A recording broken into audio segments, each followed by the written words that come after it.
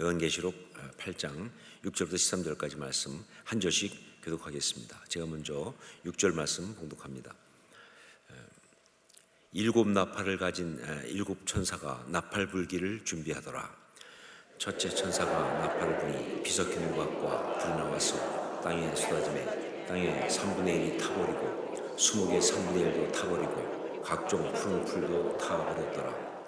둘째 천사가 나팔을 부니 불 붙는 큰 산과 같은 것이 바다에 던져지매 바다의 3분의 1이 피가 되고 바다 가운데 생명 가진 피조물들의 3분의 1이 죽고 배들의 3분의 1이 깨지더라. 셋째 천사가 나팔을 부니 횃불같이 타는 큰 별이 하늘에서 떨어져 강들의 3분의 1과 여러 물샘에 떨어지니 이 별의 이름은 쓴쑥이라. 물의 3분의 1이 쓴쑥이 되매 그 물이 쓴 물이 되므로 많은 사람이 죽더라. 넷째 천사가 나팔을 부니 해 3분의 1과 달 3분의 1의 1과 별들의 3분의 1이 타격을 받아 그 3분의 1이 어두워지니 낮 3분의 1은 비추임이 없고 밤도 그러하더라. 내가 또 보고 들으니 공중에 날아가는 독수리가 큰 소리로 이르되 땅에 사는 자들에게 화가 있으리니 이는 세 천사들이 불어야 할 나팔 소리가 남아 있음이로다 하더라. 아멘. 요한계시록을 강의하면서 요한계시록의 기본 구조를 일곱 인, 일곱 나팔, 일곱 대접 이렇게 말씀드렸습니다. 그러니까 요한계시록은 가장 기본적인 구조가 일곱 인, 그리고 일곱 나팔, 그다음에 일곱 대접 이렇게 되어 있다는 것이죠. 좀 더 정확하게 말씀드리면 일곱 인이라는 게 뭐냐라고 하면 하나님의 심판의 내용이 기록된 두루마리가 있는데 그 두루마리가 인봉이 되어 있다는 거예요. 그래서 그게 펼쳐지지 못하고 있는 그것을 갖다가 이제 인봉을 떼면서 일곱 번 떼는 거죠. 그러면서 뗄 때마다 거기 적힌 내용들이 이렇게 심판이 행해지는 그게 바로 일곱 인이라고 하는 그런 재앙입니다. 자, 그다음에 그런데 그러다가 일곱 번째 인봉을 떼게 되면 그게 뭐예요? 일곱 나팔로 전개가 됩니다. 마지막 인봉을 떼면 그게 또다시 일곱 개의 나팔로 전개가 되는데 그것은 뭐냐? 일곱 천사가 나팔을 준비해서 그걸 이제 하나씩 불기 시작할 때마다 이 세상을 향한 하나님의 심판이 행해지는 바로 그것이 일곱 나팔입니다. 자, 그리고 동일하게 일곱 번째 천사가 나팔을 불었을 때 그건 일곱 대접으로 바뀝니다. 일곱 대접을 든 천사들이 등장하고 천사들이 그 대접을 하나씩 쏟게 되는데 쏟을 때마다 이 땅에 엄청난 심판과 재앙이 임하는 그런 이야기가 바로 요한계시록의 구조다 하는 것이죠. 이 일곱 인과 일곱 나팔 그리고 일곱 대접 이것은요 이 세상을 향한 하나님의 심판이라는 면에서 동일한 이야기예요. 그리고 그 내용도 조금씩 다르긴 하지만 어느 정도 비슷하게 그렇게 되어 있습니다. 자, 그렇다면 도대체 무슨 차이냐? 인과 나팔과 대접은 무슨 차이가 있느냐? 왜 성경은 비슷한 것을 반복하고 있느냐? 어떤 차이가 있기 때문에 이렇게 각각 나오고 있는가라고 할 때 그것은 심판의 긴박성과 강도가 다르다. 내용은 비슷할지 모르지만 심판의 긴박성과 그리고 강도가 다르다. 한마디로 인에서 나팔, 나팔에서 대접으로 갈수록 그 심판의 긴박성은 점점점 강해지고 그 강도는 그 죄악을 향한 하나님의 진노는 더 커져가는 그것이 바로 인과 나팔과 대접 재앙의 차이입니다. 자, 보겠습니다. 인봉을 떼는 것 첫 번째가 그건 말 그대로 뭡니까? 두루마리에 적힌 그 하나님의 심판의 내용이 봉인 해제가 되는 거예요. 그러니까 그게 봉인 해제가 되면서 펼쳐지는 정도의 긴박성이에요. 여러분 상상을 좀 해보세요. 인봉을 뗀다는 것은 거기 봉인되어 있는 것을 떼니까 그 안에 있는 내용이 이제 펼쳐지는 정도의 긴박성 그런 강도다라고 보면 되겠어요. 자, 그런데 나팔을 부는 것 이건 뭐냐? 하나님의 심판이 이제 선포되는 겁니다. 선포되면서 본격적으로 행해지는 거예요. 그 정도의 긴박성과 강도예요. 조금 다르죠? 그리고 대접을 붓는 것 이것은 그야말로 뭐예요? 붓는 거예요. 한번 붙기 시작하면 막을 수가 없어요. 그냥 끝까지 가는 겁니다. 그런 긴박성, 그런 강도의 어떤 이야기가 대접 재앙의 이야기다 하는 것이죠. 자, 이런 내용으로 요한계시록의 이 세상에 대한 어떤 심판의 예언이 펼쳐지고 있는데, 그 중에서 오늘 우리가 볼 것은 뭐예요? 일곱 나팔에 대해서 이제 보게 될 겁니다. 일곱 나팔에 해당되는 말씀이죠. 요한사도는 지금 뭘 봤느냐? 일곱 나팔이 불려지면서 이 세상 가운데 하나님의 심판이 행해지고 있는 장면을 본 거예요. 그걸 기록하고 있습니다. 오늘 우리가 볼 말씀은 바로 그 말씀이죠. 자, 그렇다면 왜 성령께서는 요한 사도에게 일곱 천사가 나팔을 불면서 심판이 행해지는 이 장면을 보게 했을까 하는 거죠. 분명한 것은 뭐예요? 이 요한 사도가 보고 기록한 이 내용은요, 다 뭐예요? 성령님이 보여주신 겁니다. 자기가 찾아본 게 아니에요. 성령이 보여주신 걸 보는 건데, 그렇다면 성령님은 왜 요한 사도에게 일곱 천사가 나팔을 불 때마다 심판이 행해지는 이 장면을 보여주셨을까 하는 것이죠. 어떤 주석들 보면요, 일곱 나팔이 불려지면서 이 심판이 행해지는 것은 역사 속에서 어떤 시간 속에서 있는 일들을 순서적으로 쫙 보여준다, 이렇게 보고 있어요. 그래서 지금 해석하면 이미 일어나는 것도 있고, 그 당시로 볼 때는 앞으로 될 일이죠. 그러니까 요한 사도가 기록할 때 볼 때는 앞으로 될 일이지만, 이제 그때부터 시간이 그러니까 2000년 지났으니까 지금 볼 때는 이미 다 지나간 것도 있고, 역사적으로, 그리고 앞으로 될 것도 있는 어떤 그런 식으로 해석을 합니다. 자, 예를 든다면 첫째 나팔, 즉 땅에 피 섞인 우박과 불이 쏟아지면서 땅이 심판을 받는 그 재앙, 이건 뭘 말하느냐, 이렇게 해석하는 거예요. 예루살렘과 유대 민족이 그리스도와 그 무리들을 대적할 때 받게 될 하나님의 심판이다. 그러니까 초대교회 당시부터 예루살렘과 유대 민족이 그 교회 그리스도인들을 갖다 핍박할 때 그들이 받게 될 심판을, 이 첫 번째 땅에 이 피 섞인 우박과 어떤 그런 그 불을 쏟아 부으시면서 하는 심판의 얘기다, 이렇게 보는 거예요. 그 다음에 둘째 나팔, 바다가 심판을 받는 재앙이죠. 이거는 서로마 세계에 대한 심판을 상징한다. 로마 중에서 특히 서로마 쪽에 대한 어떤 심판을 상징한다. 적지 마세요. 이거 틀린 거니까 열심히 적으시면 안 됩니다. 이런 게 있다, 잘못된 게 있다는 얘기하고 있는 거지, 맞다가 아니에요. 지금 이런 거 할 때마다 늘 불안한 게 뭐냐면 은혜 받을까 봐요, 여러분들이 또.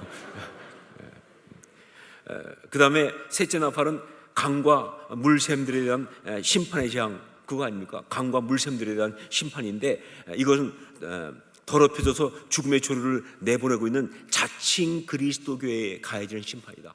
물샘에 나가니까 더럽혀져서 이 어떤 그런 죽음의 조류를 내보내고 있는 자칭 그리스도 교회에 해당되는, 거기에 가해지는 심판을 말한다.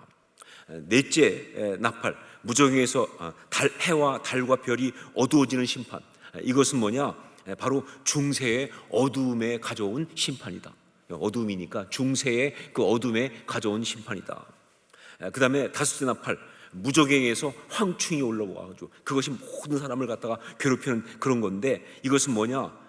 무적행에서 온 황충, 딱 상상해 보니까 바로 중동 일대를 휩쓸고 유럽까지 쳐들어온 모하메드의 채찍을 의미한다.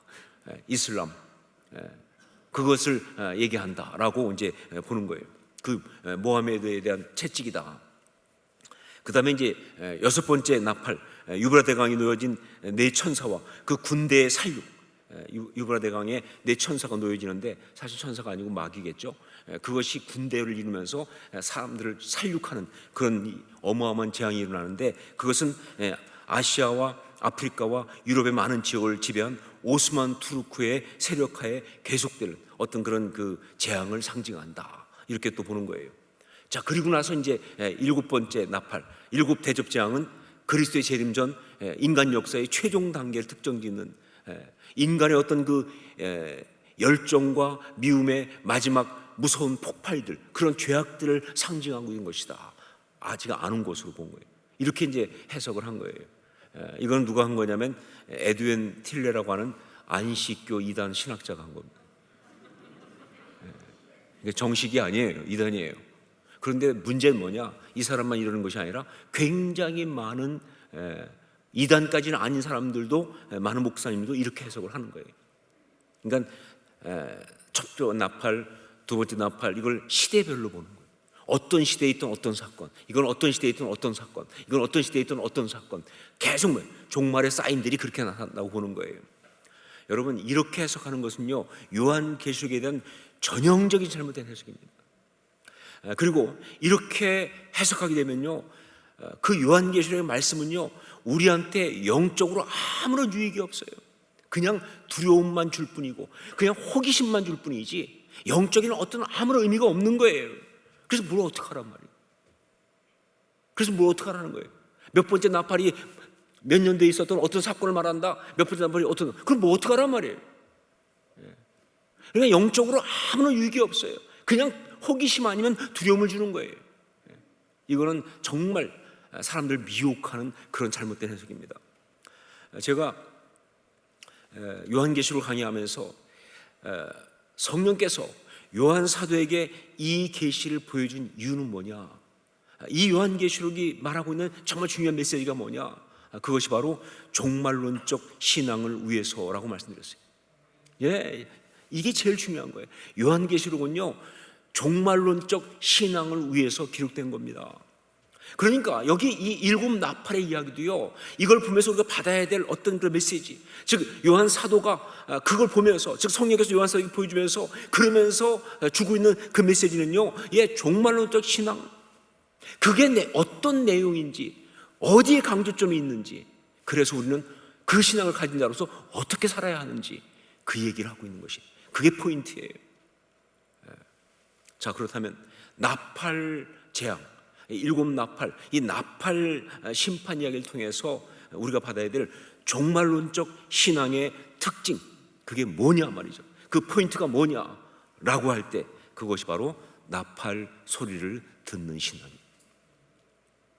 나팔 소리를 듣는 신앙, 이게 특징입니다. 그렇습니다.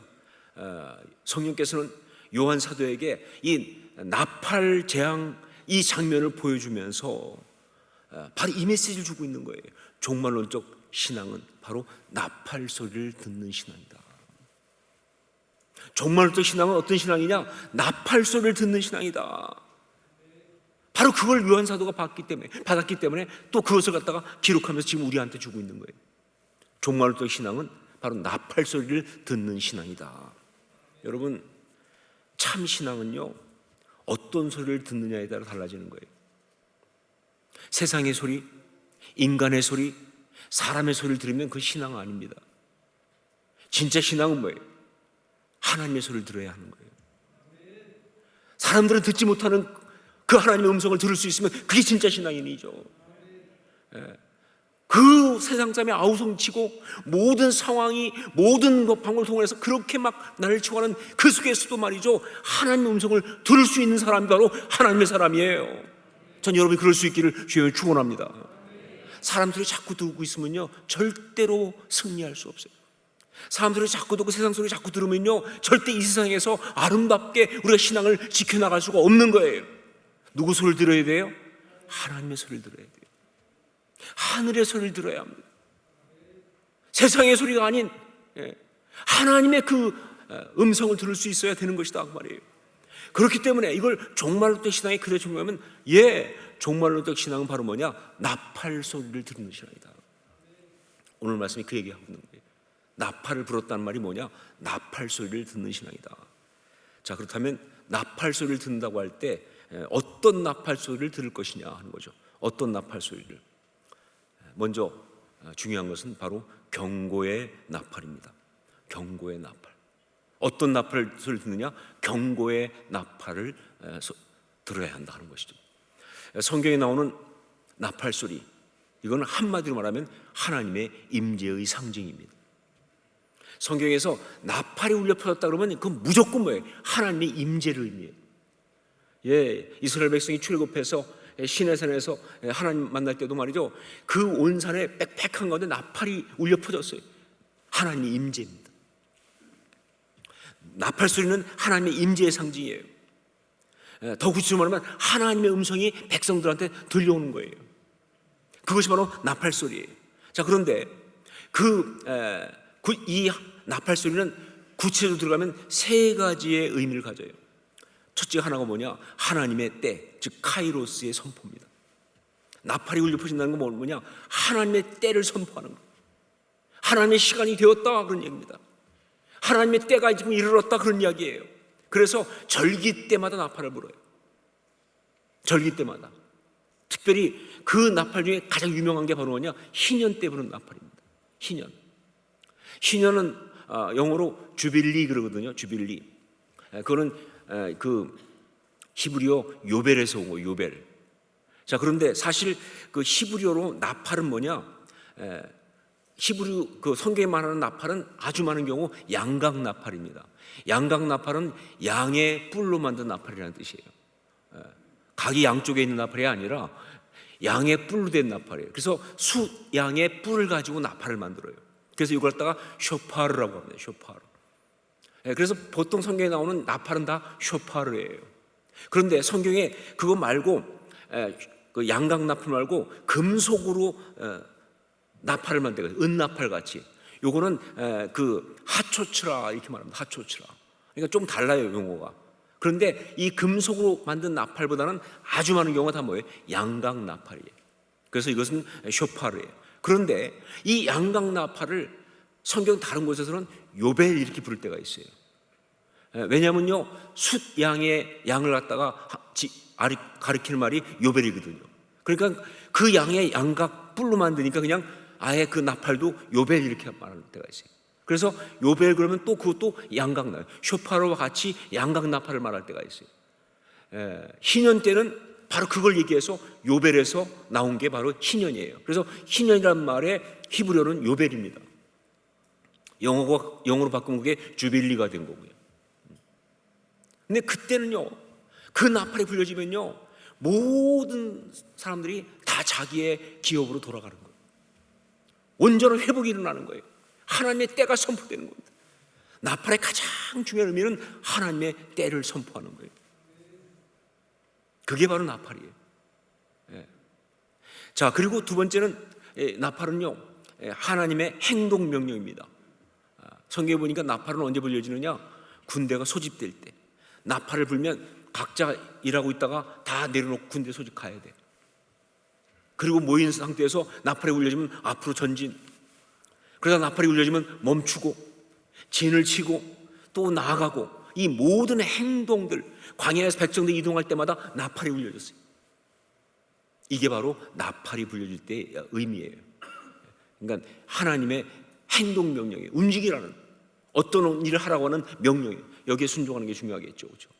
자, 그 다음에 세 번째는 이 나팔에는 또 어떤 것이냐? 하나님의 경고가 있습니다. 적들이 쳐들어올 때 그때 나팔을 불어요. 대적이 온다, 경고하는 거예요. 어떤 엄청난 재앙이 임할 때 나팔을 불어요. 경고하는 거예요. 이게 나팔의 중요한 거예요. 그래서 이 세 가지입니다.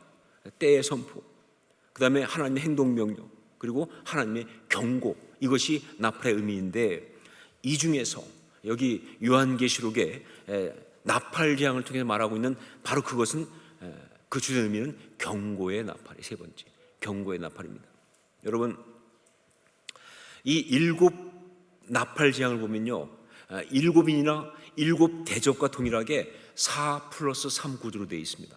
4+3. 그래서 처음에 네 가지와 그 다음에 뒤에 세 가지로 이렇게 나누어 있어요. 무슨 얘기냐? 처음 네 가지는요, 앞에 네 가지는 이 세상 재앙들, 이 세상 가운데 재앙으로 나타나는 현상들이에요. 여러 가지 천재지변들, 막 현상들, 막 어떤 이 땅이 막 그냥 뭐 지진이 나기도 하고, 뭐 땅이 기근이 벌어지기도 하고, 뭐 전염병이 돌기도 하고, 막 하는 어떤 그런 현상들 나타나는 게 네 가지고요. 그 뒤에 세 가지는 바로 뭐냐? 영적인 부분들을 함께 말해줍니다. 그것들이 알고 봤더니 다 마귀가 역사하기 때문에, 죄악의 어떤 역사 때문에, 영적인 이런 이유 때문에 라는 것을 함께 말해주는 거예요. 그래서 4+3 이 구조로 되어 있어요. 자, 이걸 다시 한번 구체적으로 본다면 첫 번째부터 네 번째까지의 나팔의 내용은 천재지변 얘기죠. 지금 우리가 봤지만, 그래서 첫 번째는 땅이 심판을 받는, 두 번째는 바다에 어떤 그런 심판이 행해지는, 세 번째는 강에, 그리고 네 번째는 하늘에. 여기까지가 이 현상들이잖아요, 그렇죠? 그리고 다섯 번째는 뭐냐? 무적행에서 나온 황충. 그러니까 어떤 그런 엄청난 재앙이 오긴 오는데 그것들이 뭐예요? 무적행에서 올라온다는 게 영적인 이유가 되기 시작하죠. 그리고 그 황충의 왕이 있는데, 그 왕이 있는데 그게 아바돈이다 돼 있어요. 그것이 아바돈이고 헬라어로는 아블론인데 무슨 뜻이냐? 파괴자다. 즉 뭐예요? 마귀가 그 왕 노릇하는 거예요. 그 이유를 또 얘기해 줍니다. 여러분, 이 땅 가운데는 모든 재난과 어떤 그런 고난의 어떤 그런 사건들과 이런 것들의 뒤에는 다 마귀가 있습니다. 그냥 자연현상이 아니에요. 그냥 어떻게 있다 보니까 바이러스가 나와서 이러는 게 아니에요. 그 뒤엔 다 뭐예요? 마귀가 있습니다. 영적인 이유가 있어요. 이걸 계시록은 얘기하고 있어요. 그래서 다섯 번째는 바로 그 얘기를 하고 있어요. 여섯 번째는 뭐냐? 유브라데 강에 놓인 네 천사. 천사라고 하지만 사실은 뭐예요? 마귀죠. 그것들이 군대를 만들어서 사람들을 살육하기 시작하는 거예요. 세상에 있는 모든 전쟁의 뒤에는 마귀가 있습니다. 어떤 나라의 싸움이 아니에요. 그냥 뭐 러시아가 무슨 우크라이나를 공격했다? 아니, 그런 거 아니에요. 그 뒤에는 다 영적인 어떤 악함을 가지고 사람들을 죽이게 하는 마귀가 있는 거예요. 그 얘기를 지금 하고 있는 겁니다. 이게 바로 이 나팔재앙의 구조예요. 4+3으로 되어 있어요. 마지막 일곱 번째는 이 대접으로 바뀌는 거죠. 자, 그런데 오늘 말씀 보면요, 그렇게 딱 구조가 되어 있는데, 그런데 이 나팔재앙에만 특별하게 한 가지 나온 게 있어요. 나팔재앙에서는 특별히, 사실 이 구조는 대접하고 비슷합니다. 근데 대접하고도 비슷한데 나팔재앙에서만 특별히 말하고 있는 게 뭐냐? 그렇게 땅에, 바다에, 강에, 하늘에, 그리고 무적행에서 황충이 올라오고, 그 다음에 뭐예요? 유브라데강에 군대가 풀려져가고 사람을 죽이는 일이 벌어지는데 몽땅 다 뭐예요? 3분의 1만 죽인다. 3분의 1만 해야 한다라는 게 이 나팔재앙의 특징이에요. 나팔을 보니까 어떻게 절묘하게 딱 3분의 1씩만 해야 하는 거예요. 땅도 그렇고 바다도 그렇고 다, 배들도 3분의 1만 깨죠. 우리 7절 말씀 한번 보겠습니다. 7절 같이 읽습니다. 첫째 천사가 나팔을 부니 피 섞인 우박과 불이 나와서 땅에 쏟아지매 땅의 3분의 1이 타버리고 수목의 3분의 1도 타버리고 각종 푸른 풀도 다 타버렸더라. 여기 보면 3분의 1씩만 한다는 얘기를 강조하고 있는데, 이게 첫 번째 나팔만이 아니라 두 번째도 그렇고 세 번째도 그렇고 네 번째도 그렇고 다섯 번째도 다 그렇습니다. 거의 다 언급을 그렇게 하고 있어요. 자, 왜 3분의 1만 죽는다고 할까요? 이왕 죽이는 거 다 죽이지. 왜 3분의 1만 해야 합니까? 네, 이건 바로 경고라는 뜻이에요. 경고입니다. 다 죽을 거예요. 이대로 가면. 그 전에 경고하는 의미로 3분의 1이 죽는 일이 먼저 벌어지는 거예요. 여러분, 우리가 정말 종말론적인 신앙을 가진 사람이라면 우리는요, 무엇보다 먼저 이 하나님의 경고의 나팔 소리를 들을 수 있어야 합니다. 하나님은 경고하시는데 사람들이 그걸 듣지 못하면요, 그것처럼 우리 하나님을 속상하게 하는 게 없고요, 이것처럼 안타까운 일이 없는 거예요. 그렇기 때문에 우리가 하나님의 사람이라고 한다면, 종말론적 신앙을 가진 사람이라고 한다면요, 이 하나님의 경고의 나팔 소리를 들을 수 있어야 하는 거예요. 우선 지금도 이 세상 가운데 계속 일어나는 수많은 재앙과 재난들을 보면서 우리는 그 가운데서 경고하시는 하나님의 나팔 소리를 들어야 합니다. 역사를 살필 것도 없이 최근에 있던 코로나19 사태, 하나님의 경고죠. 거기 나팔 소리가 울려요. 인간의 교만을 더 이상 봐줄 수 없다는 거예요. 인간의 완악한 죄악을 용납할 수 없다는 거예요. 여러분, 이번에 벌어진 끔찍한 안타까운 사고도 마찬가지죠. 당신은 잘못한 것이 없다라고 하면서 계속 서로 비난하지 않기 위해서 하고 있는 거 맞아요. 하지만 결국은 뭐예요? 죄악의 문화가 만들어낸 거 아닙니까? 하나님의 경고죠. 이 시대의 문화가, 이 시대의 사람들의 어떤 정신세계가 어떻게 흘러가고 있는지에 대한 하나님의 정말 무서운 찰나주의, 쾌락주의, 거기에 빠져있는 어떤 것에 대한 하나님의 경고죠. 여러분, 결국은 이 땅에 있는 모든 그런 재난들은요, 인간의 교만에 대한 하나님의 경고입니다.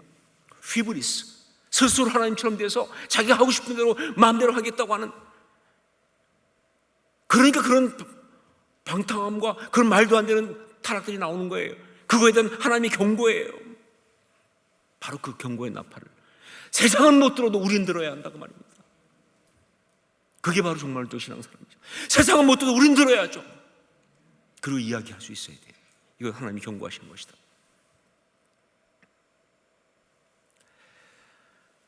또한 우리 공동체 가운데서 일어나는 여러 가지 어려움들을 보면서 공동체의 죄악을 심판하시는 하나님의 경고의 나팔 소리를 들을 수가 있어야 합니다. 가정이고 교회고 직장이고 이 사회고 이 나라고 민족이고, 이 공동체 안에 어떤 그런 갈등과 어려움들과 어떤 문제가 있다면요, 다 그 뭐예요? 하나님 주신 경고예요. 그걸 먼저 들을 수 있는 사람이 신앙인이에요. 그걸 먼저 듣고 이야기하고 무릎 꿇고 기도할 수 있는 사람이, 그게 신앙인이죠. 그렇죠? 이걸 들어요. 공동체 안에도 전 분명히 봅니다. 공동체 안에도 어떤 어려움이 온다, 그 안에 어떤 갈등이 온다, 그 공동체를 향한 경고예요. 그 하나님의 경고를 받아들여야죠. 들을 수 있어야죠. 자신의 삶 가운데 일어나는 이런저런 어려움과 갈등을 보면서 나의 삶의 죄악을 향한 하나님의 심판이 있다는 그 경고의 나팔 소리를 들을 수 있어야 그게 신앙인이죠. 그렇죠?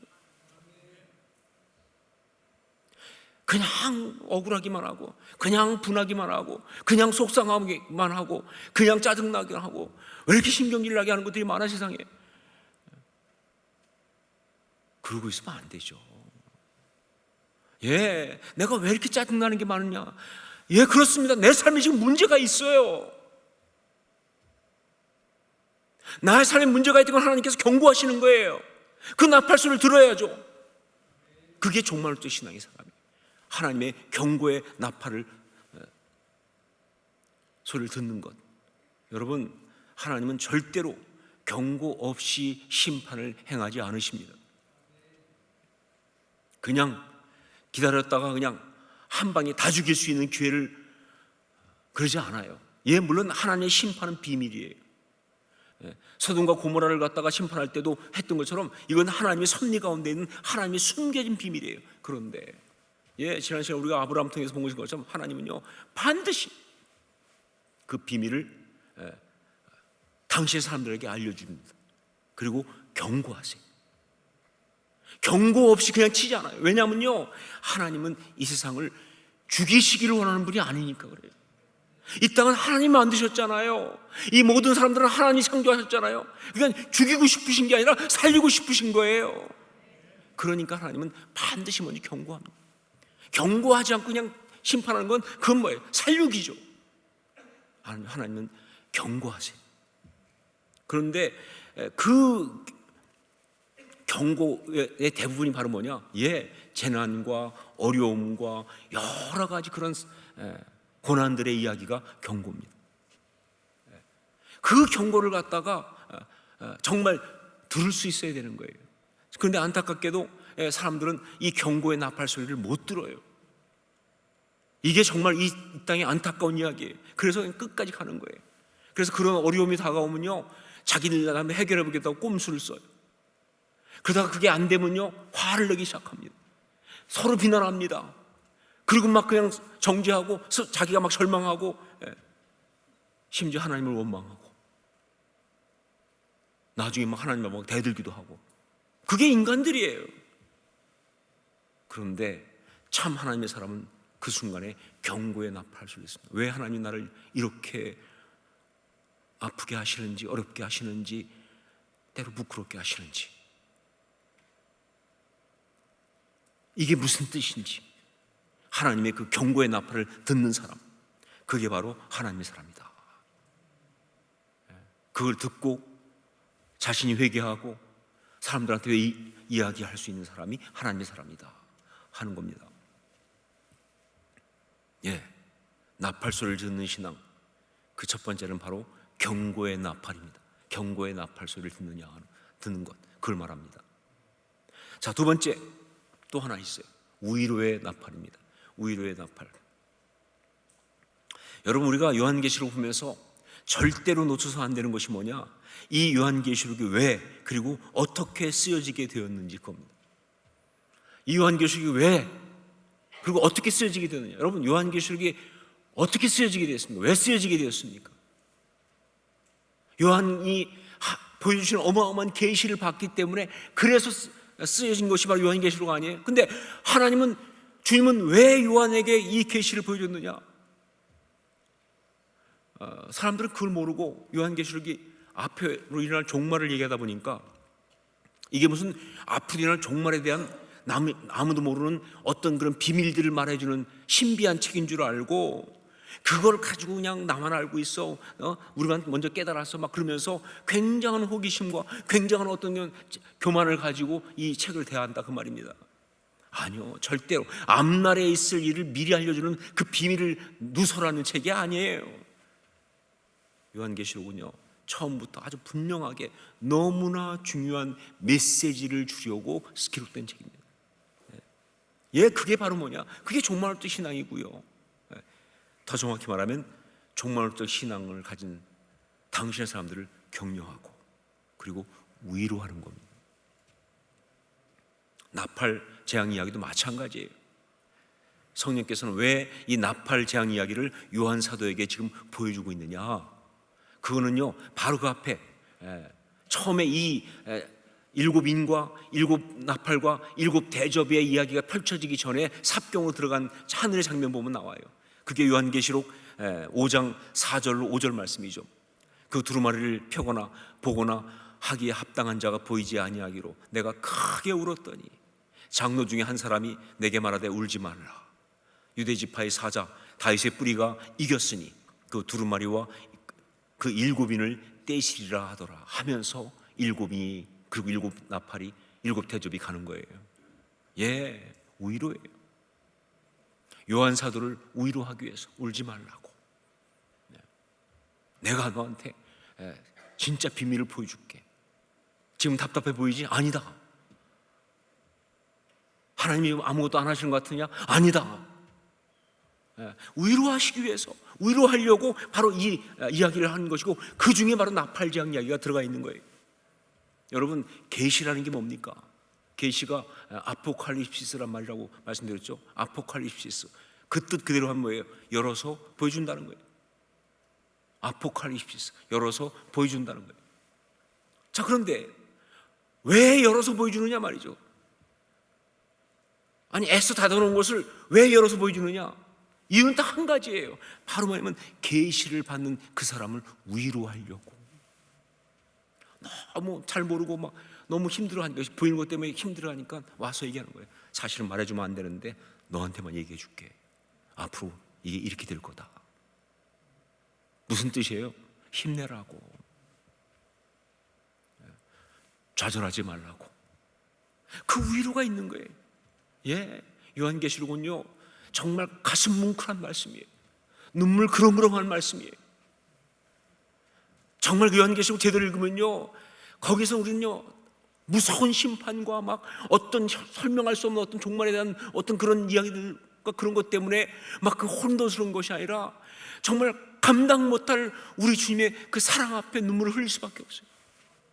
요한계시록은 그런 책이거든요. 나팔장 비밀을 보여주는 것도, 계시 목적도 요한 사도와 종말론적 신앙을 가진 사람들을 위로하시는 것이다 하는 거예요. 더군다나 특별히 이 나팔장, 제가 말씀드렸죠. 나팔은 뭘 상징한다? 성경에서 나팔은 뭘 상징해요? 하나님의 임재를 상징하잖아요. 그러니까 뭐예요? 나팔을 부는, 그걸 딱 부는 순간, 그 소리를 듣는 순간 어떤 걸 듣는 거냐? 하나님 살아계시다 하는 겁니다. 하나님 역사하신다 하는 겁니다. 여러분, 하나님이 살아계시다는 것이, 하나님 역사하신다는 것이요, 얼마나 엄청난 위로가 되는지, 신앙의 사람에게는 특별히. 제가 한번 어떤 집회에서, 그때 좀 개인적으로 굉장히 좀 마음이 좀 힘들고 어려운 그런 상태인데, 그런데 찬양을 딱 하는데, 그때 그 찬양이 뭐냐면 살아계신 하나님, 역사하는 하나님이라는 찬양이었어요. 그런데 전 정말 그때 그 감격을 지금도 잊을 수가 없는데, 그냥 많이 부르지도 않았어요. 그냥 딱 첫 소절만 딱 불렀어요. 그냥 딱 시작하면서 살아계신 하나님, 역사하는 하나님. 그런데 그냥 눈물이 팍 쏟아져요. 아무 이유 필요 없어요. 하나님 살아계시는데, 하나님 역사하시는데, 그럼 된 거 아니에요? 못하는 게 필요합니까? 하나님 살아계시는데, 하나님 역사하시는데 다른 내용이 나올 필요가 없어요. 전 정말 그냥 살아계신 하나님, 역사하는 하나님 하는 순간은 그냥 눈물 쏟아지기 시작하면서 얼마나 은혜가 되는지. 세상에 어떤 것보다 큰 위로는 그게 위로입니다. 하나님 살아계셔, 하나님 역사하고 계셔. 그러면 그 종말적 상황에 살아가면서 힘들었던 그 마음이 얼마나 위로를 받는지 말이죠. 여러분, 바로 그 나팔 소리를 듣는 것이 나팔 소리를 듣는 신앙입니다. 하나님의 위로의 나팔, 그 나팔 소리를 듣는 것이 바로 나팔 소리를 듣는 종말론적 신앙의 사람이다 하는 것이죠. 지금도 계속 우리 하나님은 천사들 동원해서 나팔을 불고 계십니다. 지금도 계속 살아계신 하나님, 역사하시는 하나님의 나팔 소리가 들려오고 있습니다. 그 하나님의 나팔 소리를 듣는 참된 종말론적 신앙의 사람들이 다 될 수 있기를 주의 이름으로 축원합니다.